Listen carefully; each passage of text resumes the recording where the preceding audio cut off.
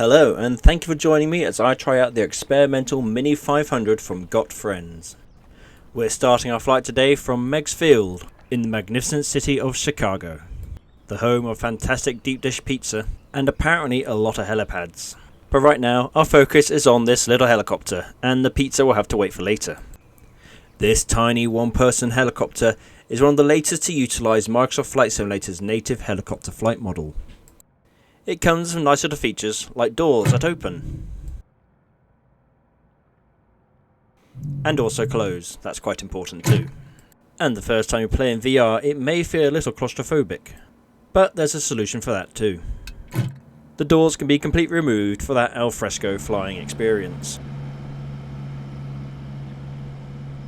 However, this is Chicago, not the Caribbean, so let's keep the doors on. There's also a headphone jack if you want to reduce engine noise, a button to control the dash lights once the battery's on, obviously, and an option of 2 different nav systems. At present, the clutch switch, twist grip throttle and governor switch are inoperable, but these should be resolved with the release of SU12 at the end of this month. This means that currently startup is a fairly straightforward affair. Simply turn on the fuel, turn on the battery, and hit the starter on the side click. It's also worth mentioning, like a lot of third-party aircraft, this helicopter does not support VR controllers. However, it does have the VR zoom, so I'm happy.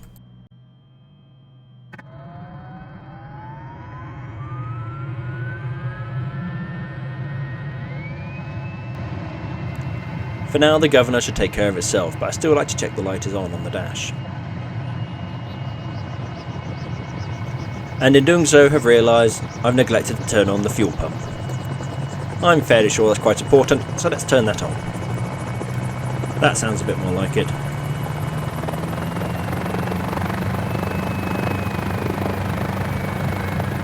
Once your RPM is normalised, then you can hear happy helicopter sounds, and it's time to turn on the altimeter. In fact, you can just go ahead and turn on all of these.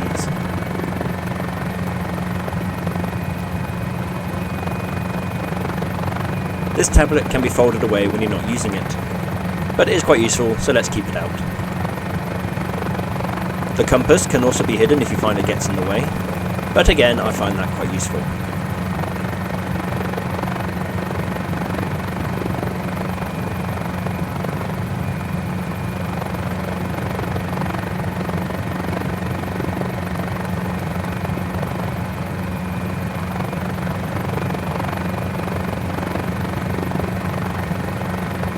Right, it looks like we're ready to fly, so let's start our taxi.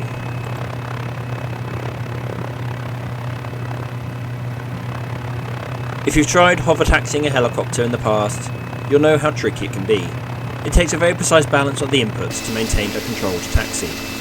However, if everything's properly trimmed, then this helicopter won't fight you too much when taxiing. When I first loaded up this helicopter, it was pulling really hard to the right.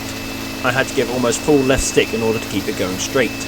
However, setting the lateral trim seems to resolve the issue, and hasn't given me any further problems on subsequent reloads.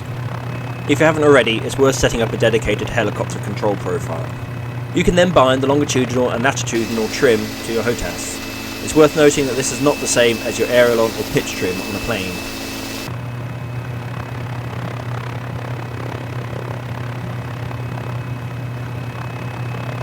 Now, in complete disregard for ATC, I'm just going to go and climb and explore the city.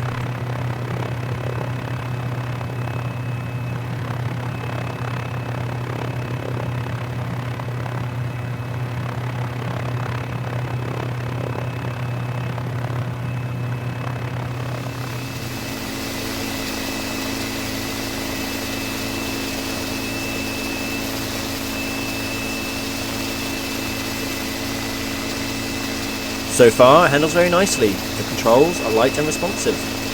Straight and level flight is fairly easy to establish, and it's small enough to fit into tight spaces. If you like exploring the cities at street level, then this helicopter is ideal.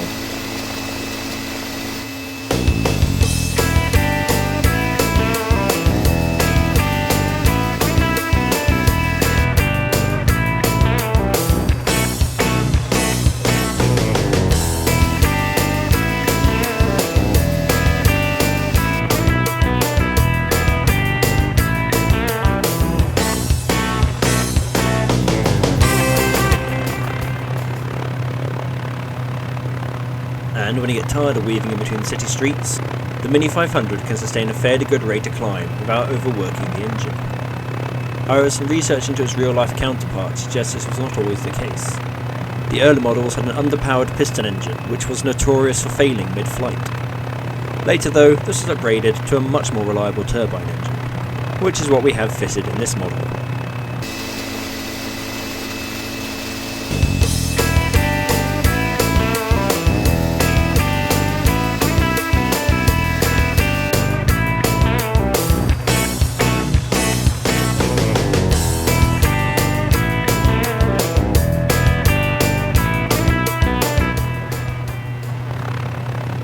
Now we're outside the city, let's open her up and see what she can do.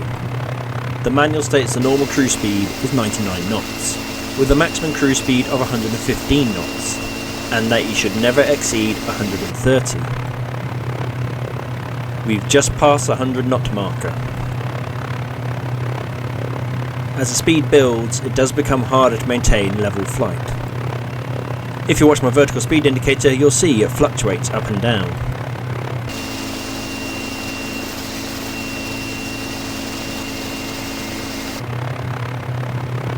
It appears the limit for straight and level flight is around 115 knots. To go faster than that, I'd need to be in a descent.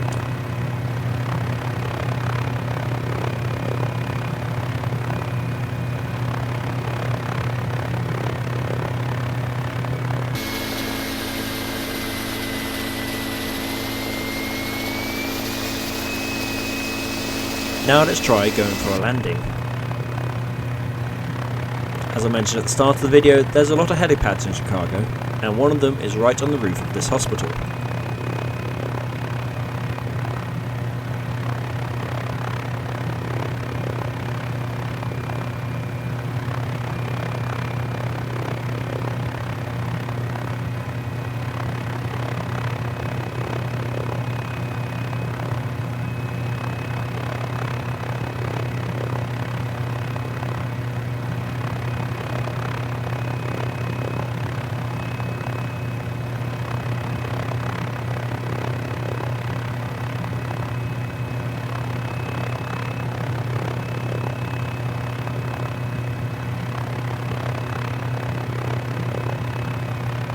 Not my tidiest landing, but I am at least on the helipad.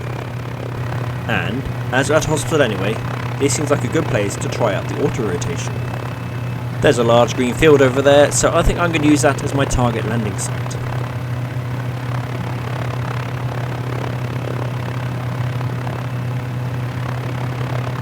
But first I need to gain some altitude, and I need to gain some airspeed.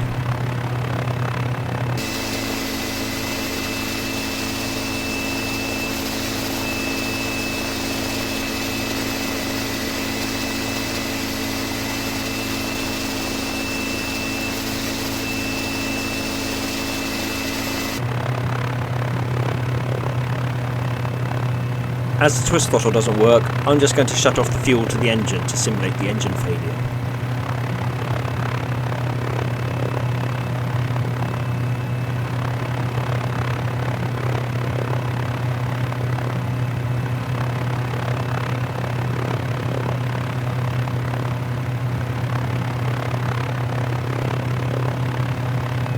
And here we go.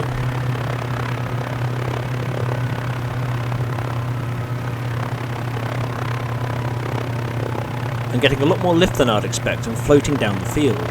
The rotors don't seem to be slowing down as quickly as I'd expect them to. The collective is all the way down, and I even had to put a turn in to avoid going into the tree line.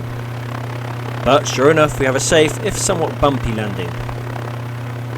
The rotors still sound like they're going quite fast, and I wonder if they'll still produce any lift. A little it seems, probably just enough to tip the helicopter over. But now the rotors sound like they're slowing down.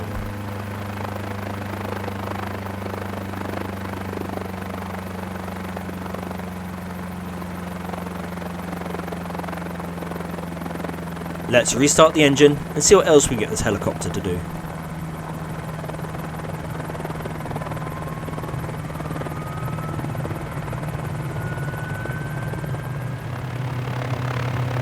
I've gained some altitude so we can try out some aerobatics. Let's start off with a loop-the-loop. Alright, here we go. Ooh, it didn't like that. But we're still flying, so let's give it another try.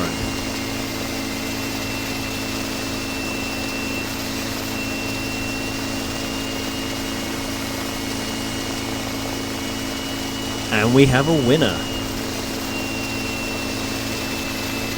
So if we can do a loop-the-loop, I wonder what else we can do. Maybe try something simple like a barrel roll.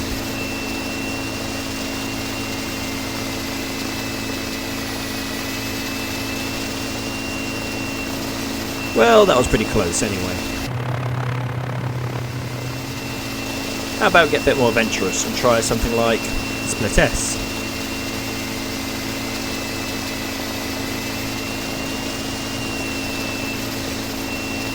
Very smooth.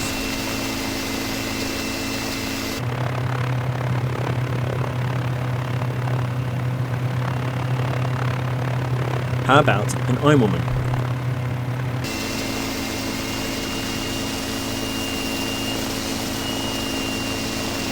Also, no issue for the Mini 500. To sum up, this is a great little helicopter. It handles nicely, and the glass bubble that makes the cockpit makes it great for sightseeing. And it comes with a good variety of liveries, so unlike turn up at a fly-in with the same paint job. I think it's fair to say this is one of the best offerings to the Microsoft Flight Simulator marketplace since the 40th anniversary edition was released, and it's rapidly becoming one of my favourites. There's still some room for improvement. I'm hoping with the SU12 update that the startup procedure will be updated. It currently just feels a bit too easy to start for me, but then I like flicking lots of switches. And I'm not sure the flight model should let me do those acrobatics. I'm fairly sure I should be dead by now. But these are fairly small things and shouldn't detract from the fact that this is a great little helicopter. I hope this little trip has been both informative and entertaining. If you enjoyed it, please hit like and subscribe. And if you enjoy watching helicopters fly through lots and lots of pretty scenery, then you'll want to check out my trip around the world in the Cadbury G2, which you can catch the latest episode of right here. So, until next time, keep life about the journey.